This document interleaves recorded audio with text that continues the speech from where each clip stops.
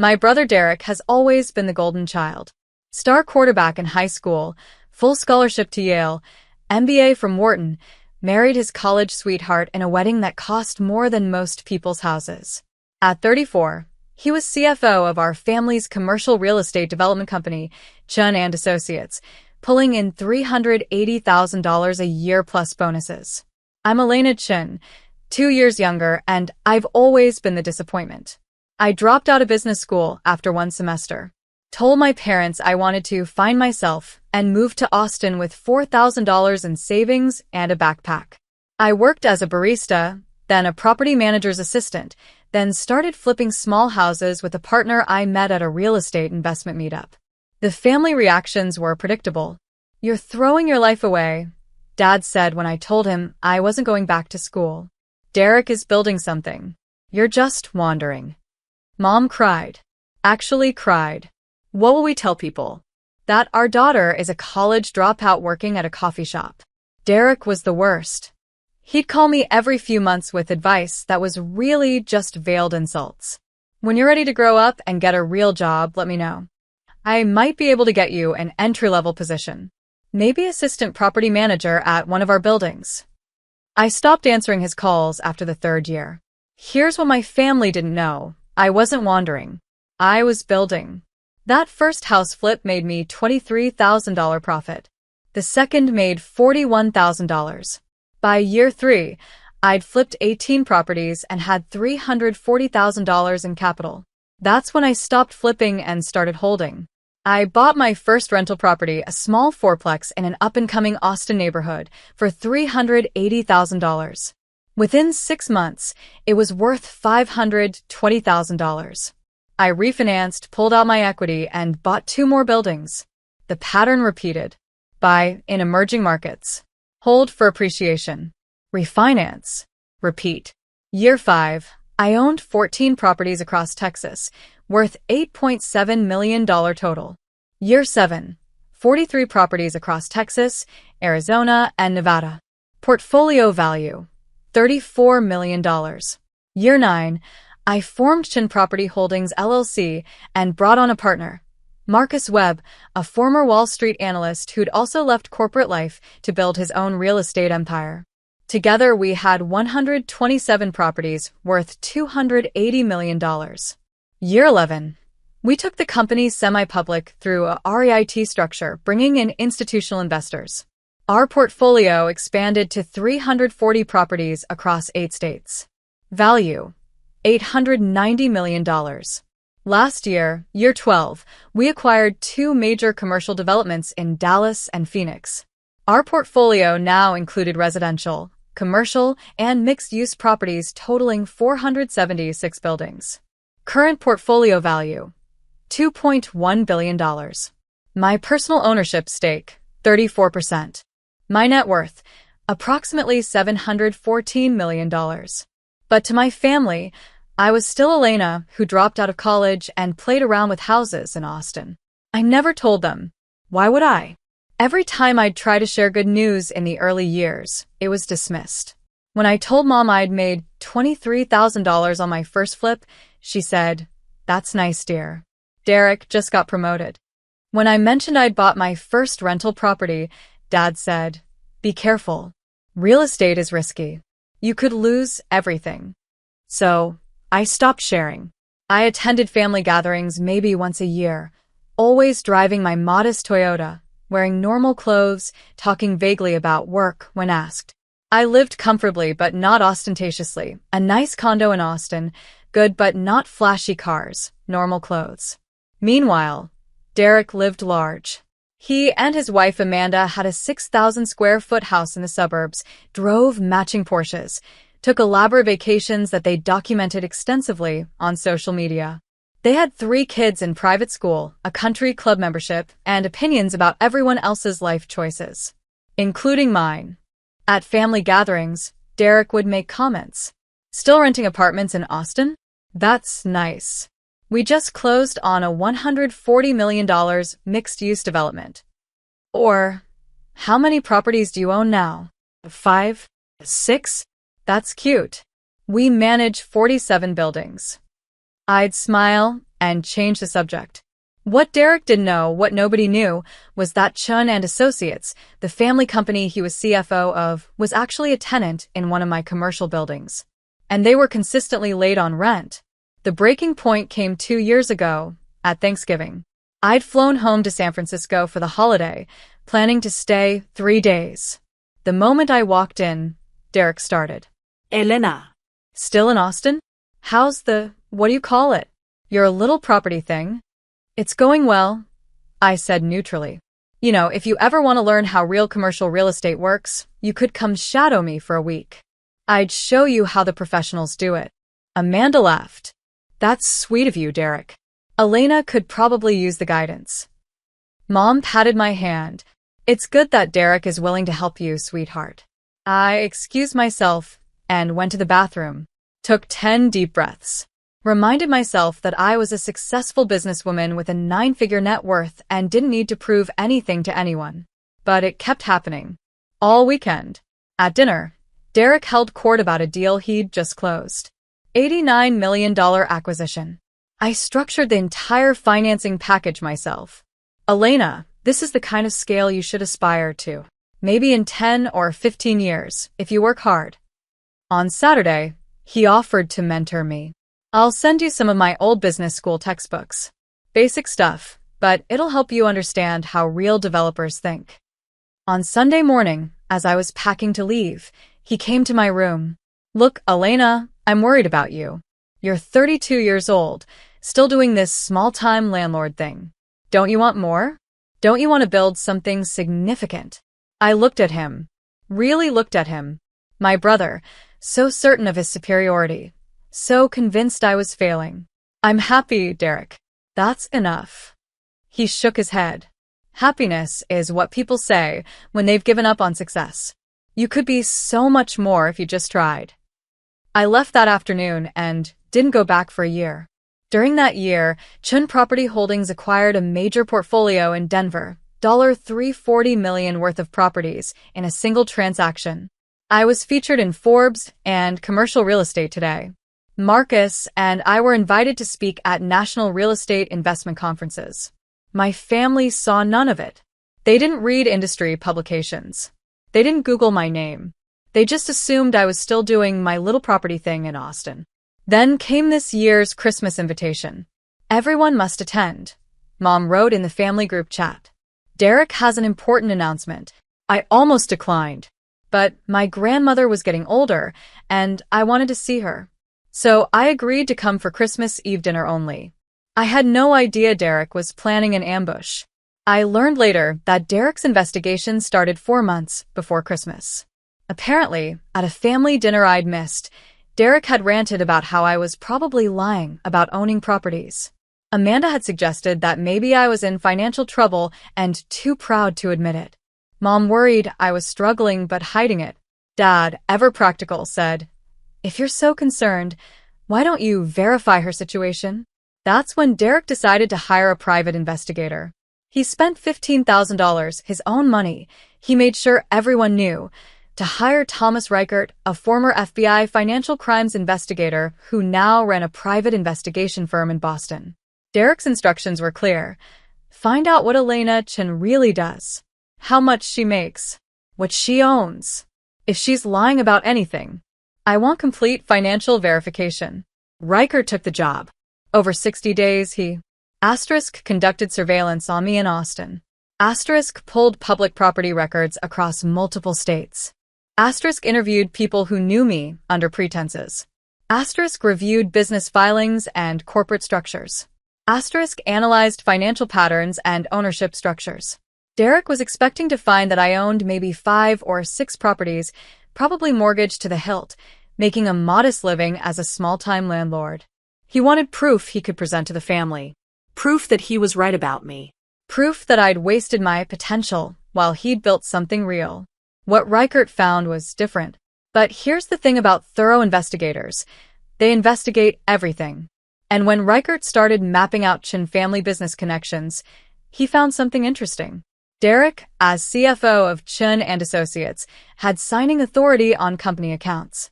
Over the past 3 years, there had been a pattern of unusual transactions. Small amounts, $3,000 here, $7,000 there, transferred to personal accounts. Always below the reporting threshold. Always with vague explanations in the books. Reichert, with his FBI training, recognized the pattern immediately. It was called structuring, keeping thefts below detection thresholds to avoid triggering automatic reviews. He dug deeper, requested more records, interviewed vendors, checked invoices against actual deliveries. The $210,000 in missing funds painted a clear picture. Derek had been systematically stealing from the family company for 3 years to fund his lifestyle. Reichert struggled with what to do. His client had hired him to investigate his sister. But he'd uncovered evidence that his client was a thief. Professional Ethics 1. Reichert documented everything in 2 separate reports, and he decided to present both findings simultaneously. I arrived at my parents' house in San Francisco at 5 p.m. on Christmas Eve. The house was full. Mom, Dad, Derek, Amanda, and their 3 kids, Grandma, 2 aunts, 3 uncles, assorted cousins. 23 people total. The energy was strange. People kept glancing at Derek, who looked like he was about to burst with excitement. He kept checking his phone and grinning. "What's going on?" I asked Grandma quietly. She shook her head. "Your brother said he has a surprise announcement. That's all I know." We ate dinner. Derek was unusually quiet, just smiling mysteriously whenever someone asked about his announcement. Amanda kept giggling. After dessert, Derek stood up and clinked his glass. "Everyone, I need your attention. I have something important to share." The room quieted. Derek pulled out his phone. "For years, we've all wondered about Elena. Where she lives, what she does, whether she's really successful or just pretending." My stomach dropped. "I love my sister," Derek continued, his voice dripping with false concern. "But I've been worried about her. So I did what any caring brother would do. I hired a former FBI investigator to verify her situation." Aunt Linda gasped. "Derek, you didn't." "I did. I spent $15,000 of my own money to hire the best. Thomas Reichert, 25 years FBI, specializing in financial investigations. He spent 2 months investigating Elena's finances, her properties, her entire life." Mom looked at me with pity. "Oh, sweetheart." Derek's smile widened. "Mr. Reichert is here tonight. I invited him to present his findings to the whole family so we can finally know the truth and figure out how to help Elena." He gestured toward the front door. It opened, and a man in his 50s wearing a suit walked in carrying a leather briefcase. "This is Thomas Reichert," Derek announced. "Tom, please tell my family what you found." The room was silent. Everyone was staring at me. Cousin Jennifer was recording on her phone. Amanda was practically bouncing with anticipation. I looked at Reichert. He looked distinctly uncomfortable. "Mr. Chen," Reichert said carefully, "perhaps we should discuss this privately first." "No," Derek said firmly. "I want everyone to hear this. We've all been lied to. Everyone deserves the truth." I stayed quiet. I'd learned long ago that the best response to Derek's theatrics was silence. Reichert sighed. He opened his briefcase and pulled out 2 thick folders. One was labeled Chen, Elena, Subject A. The other was labeled Chen, Derek, Subject B. "Wait," Derek said, pointing at the second folder. "Why is there a folder with my name on it?" Reichert's expression hardened. "Mr. Chen, when conducting financial investigations, especially involving family members, professional protocol requires investigating all relevant parties. Given your position as CFO of the family business and your financial relationship with your sister, I conducted a parallel investigation." Derek's smile faltered. "That wasn't what I paid you for." "You paid me to find the truth," Reichert said flatly. "I found all of it." He opened the first folder. Subject A, Elena Chen. Age 32. Current residence, Austin, Texas. 4,200 square foot condominium in downtown Austin. Purchased outright for $2.3 million in 2022. The room went dead silent. Reichert continued. Employment. Co-founder and managing partner of Chen Property Holdings LLC, a real estate investment and management company. The company operates as a publicly traded REIT with institutional backing. Mom made a small sound. Current portfolio, 476 properties across 8 states, including residential apartment complexes, commercial office buildings, retail centers, and mixed-use developments. Properties range from small fourplexes to major commercial towers. Reichert pulled out a document. Total portfolio value according to the most recent third-party appraisal completed November 2024, $2.1 billion. You could have heard a pin drop. Elena Chen holds a 34% ownership stake in the company. Conservative estimate of her personal net worth, $714 million. Her annual income from property cash flows, salary, and distributions, approximately $18 million. He pulled out another document, a magazine. Forbes. My face was on page 62 in the America's Self-Made Women feature. Ms. Chen was featured in Forbes last year and has been profiled in Commercial Real Estate Today, Multi-Housing News, and National Real Estate Investor. She's spoken at 4 national real estate conferences in the past 18 months. Aunt Linda whispered, "Oh my God." Derek's face had gone from excited to pale. That can't be right. Check again. Reichert looked at him. Mr. Chen, I verified everything personally. I reviewed property records in 8 states, corporate filings, tax documents, partnership agreements, and REIT disclosures. I interviewed her business partner, several employees, and property managers. I even attended one of her conference presentations in Dallas under an assumed identity. He pulled out photos, me on stage at the National Real Estate Forum, standing next to Marcus as we accepted an industry award, cutting the ribbon at a new commercial development in Phoenix. Elena Chen is one of the most successful real estate investors in the Southwest. Her company manages over $2.1 billion in assets. She built it from nothing over 12 years. Grandma started laughing. Actually laughing. Elena, you brilliant girl. But Derek was staring at the second folder. What's in that one? Reichert's expression changed. Hardened. Mr. Chen, this is where things get complicated. Derek stood up. What do you mean complicated? During my investigation of Elena Chen, I naturally examined her business connections.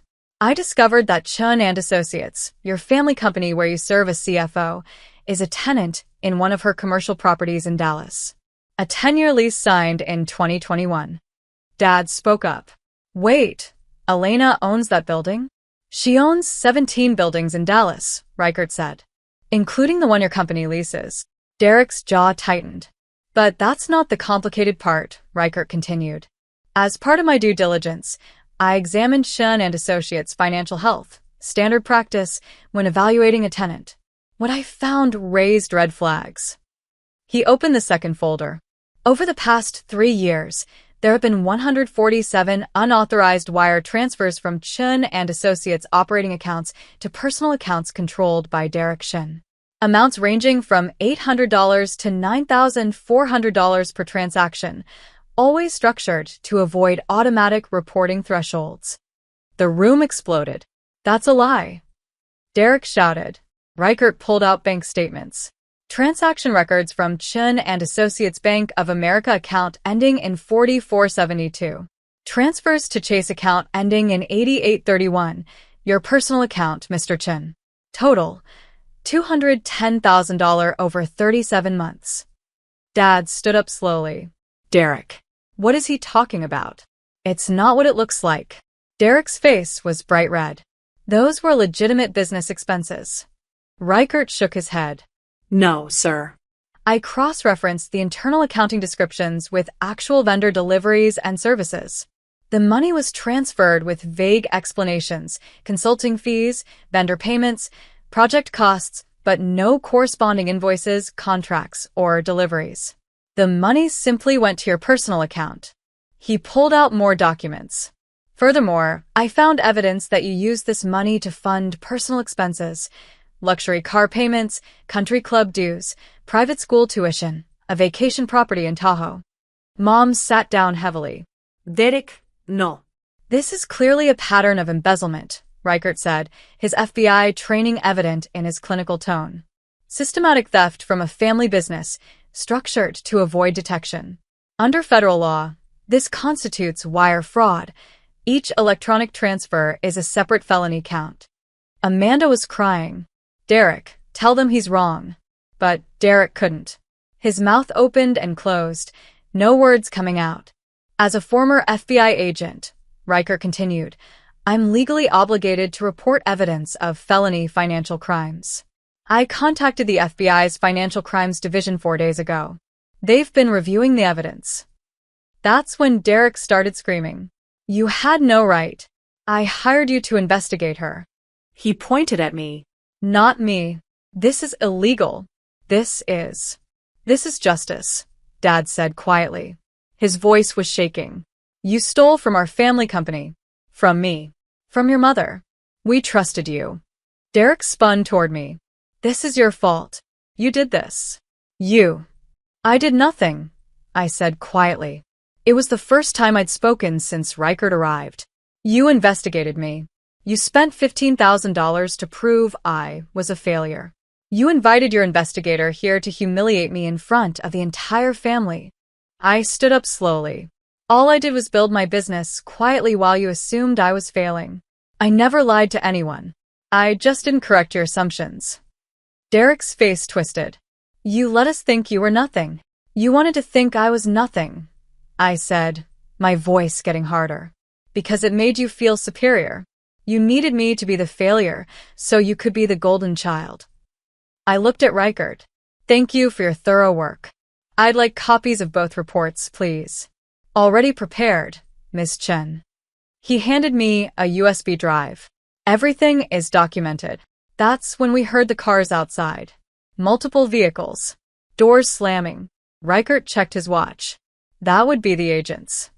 Derek ran to the window. No. No. The doorbell rang.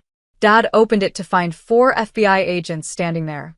Derek Chen, we have a warrant for your arrest. Christmas Eve 2024 will be remembered in my family as the night Derek was arrested for embezzlement in front of 23 relatives while trying to humiliate his sister. The agents were professional but firm. They read Derek his rights while his children cried, and Amanda pleaded. They took him out in handcuffs while everyone watched in stunned silence. Mom collapsed into a chair. Dad just stood there, looking 10 years older. Riker approached me quietly. Miss Chen, I apologize for the manner of this revelation. Your brother insisted on the public presentation. You did the right thing, I said. Thank you for your integrity. He nodded. For what it's worth, what you've built is extraordinary. I've investigated many financial professionals. You're one of the most impressive I've encountered. After Riker left, the family just sat there processing. Finally, Aunt Linda spoke. Elena, why didn't you ever tell us? Would you have believed me? I asked simply. When I told Mom I made $23,000 on my first flip, she dismissed it. When I bought my first rental property, Dad said it was risky. Every accomplishment was minimized or ignored. So, I stopped sharing. I built my company with people who believed in me from the start. My business partner Marcus, my team, my investors, they never doubted me. Why would I waste energy convincing people who were determined to see me as a failure? Grandma stood up and walked over to me. She hugged me tightly. Your grandfather would be so proud, she whispered. He always knew you were brilliant. I felt my eyes burn. Thank you, Grandma. Dad finally spoke. Elena, I don't know what to say. We failed you. I failed you. Yes, I said simply. You did. Can you forgive us? I was quiet for a long moment. Maybe. Eventually. But not tonight. I picked up my coat. Where are you going? Mom asked. Back to Austin.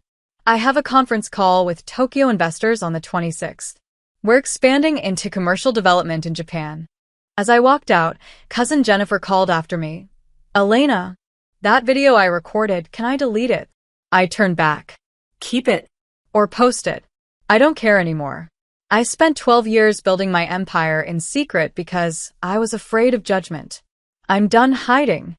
I drove to the airport and caught a red-eye back to Austin. Derek was charged with 47 counts of wire fraud, one count for each unauthorized transfer over $5,000. The rest were bundled into conspiracy charges. The evidence was overwhelming.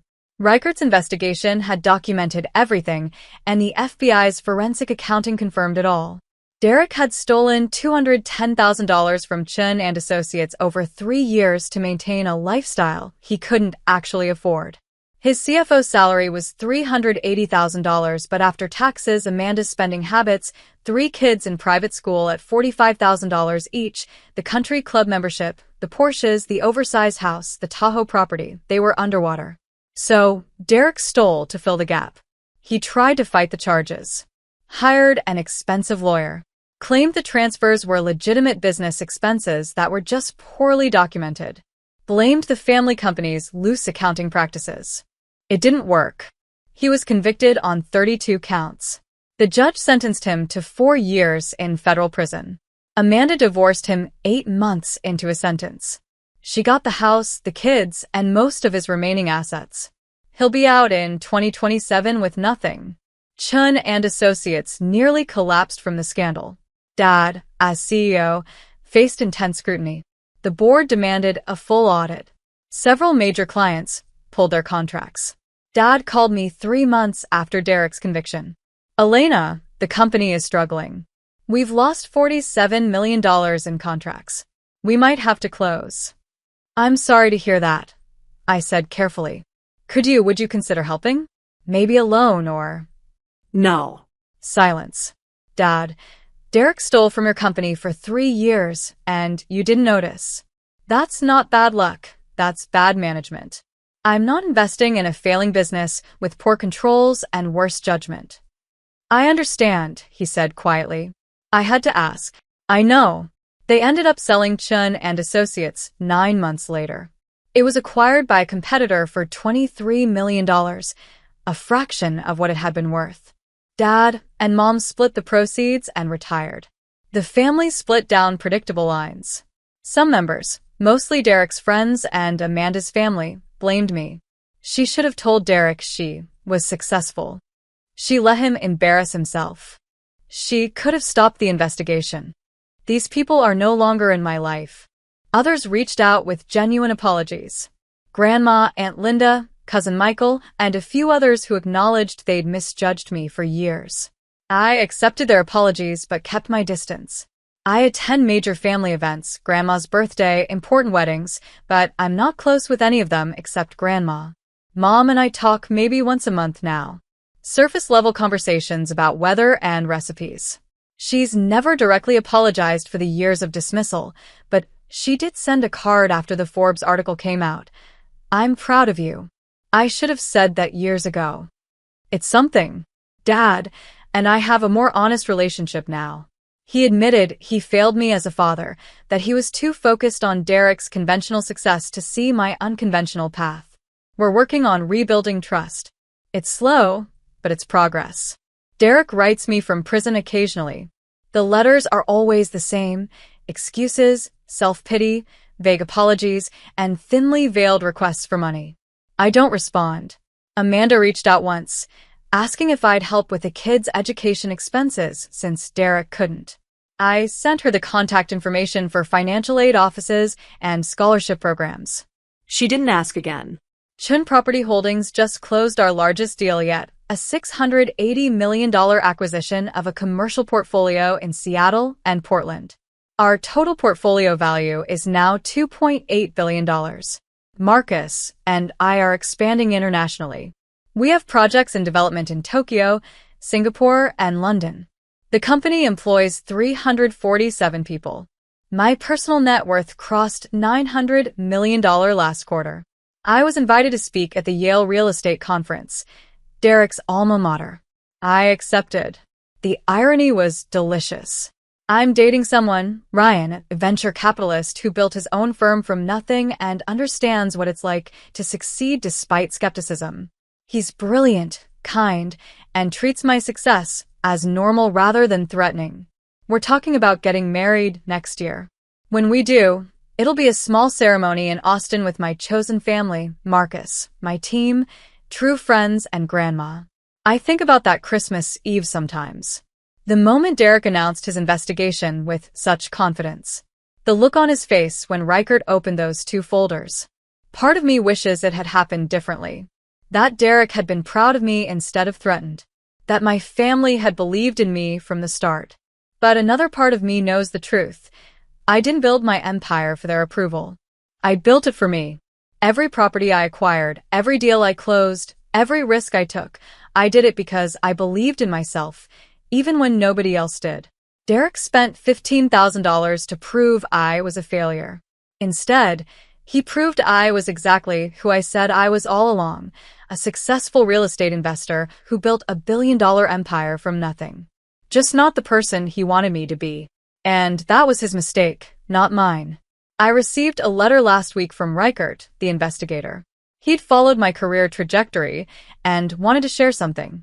Ms. Chen, in 25 years of investigating financial professionals, I've seen many types of success. Most impressive is watching how you've continued to grow your empire with integrity while your brother's fraud destroyed his life. You didn't just build wealth, you built character. That's rare. I framed that letter. It's in my office next to my Forbes feature, my conference awards, and a photo of me and Grandma at my Austin condo. Reminders that success isn't about proving others wrong. It's about proving yourself right.